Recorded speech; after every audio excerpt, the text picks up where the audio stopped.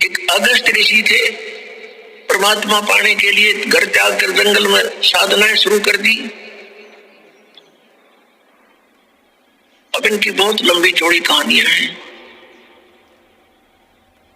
बचपन जंगल में निकल गया, 30-40 वर्ष का हो गया, फिर भ्रमण शुरू कर दी।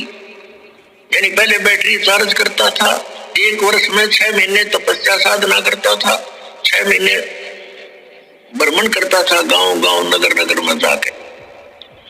तो उसकी महिमा होगी। एक राजा की संतान नहीं थी। राजा ने उस पता लगा कि बड़े पहुंचे हुए महापुरुष हैं, जंगल में साधना करके आए हैं। तो राजा ने प्रार्थना करके अपने पास हफ्ते 10 दिन रखी, सेवा की। फिर प्रार्थना की कि हमारी संतान नहीं है। अगस्त ऋषि ने कहा ठीक है, हो जाएगी, संतान हो जाएगी। अगस्त ऋषि चले गए, पीछे से राजा के घर कन्या ने जन्म लिया। अब वो घूमता घूमता 12 वर्ष के बाद फिर उसी रेंज में आ गया। 6 महीने साधना करता था, 6 महीने ऐसे जंगल में गांव गांव नगर नगर में घूमता था। तो 12 वर्ष के बाद उसी साइड का नंबर आ गया। राजा को पता चला कि वो महापुरुष आ रहे हैं, अगस्त ऋषि। राजा ने अपने नगर की सीमा पर से लेकर वहां तक फूल बिछा दिए और खूब जय जयकार करवा दी, खड़े कर दिए नागरिक आओ भगत के लिए। और साथ में अपनी कन्या को साथ लेकर गए। 12 वर्ष की कन्या पहले बहुत अच्छी तगड़ी हो जाती थी। तो वहां जाकर के कहा कि भगवान आपकी दया से मुझे पुत्री प्राप्त हुई है, आपके आशीर्वाद से मैं आपका आभारी हूँ। अगस्त ऋषि बड़ा खुश हुआ और प्रार्थना की कि महाराज हमारे यहाँ कुछ दिन रुको। पहले तो कह रहा था कि नहीं मैं 1 दिन से ज्यादा कहीं नहीं रुकता हूँ। फिर उसने कहा जाकर जब बताया कि ऐसे ऐसे आपकी कृपा से मैं पुत्री प्राप्त हुई, हम चाहते हैं आपकी कुछ सेवा करें और हमारा मन खुश होगा। तो उसने 2 दिन की हाँ भर ली और राजा ने अपनी कन्या की सेवा की से करा दी। बेटा तो इनकी दी हुई है और सेवा करो महाराज की। अब धीरे धीरे वो महाराज जुड़ा 7 दिन बैठा। फिर कहने लगा कि मैं तुझसे कुछ मांगना चाहता हूँ। राजा से कहा अगस्त ऋषि ने।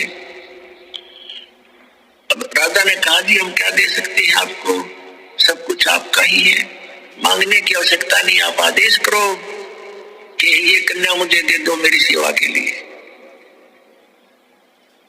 अब राजा को पता था नाटिका की बद्दुआ दे दे पति नाश हो जाए मेरा। अपना छाती पे पत्थर धर के कि जवाब किया गया। हमले का लड़की ने जाता रहा, कर ले साधना इनकी।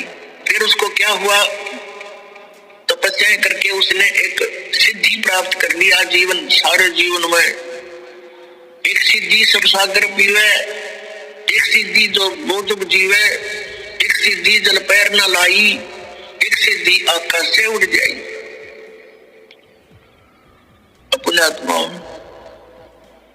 अगस्त ऋषि ने 7 समुद्रों को एक ही घूंट में पी लिया और फिर प्रार्थना की उससे। अन्य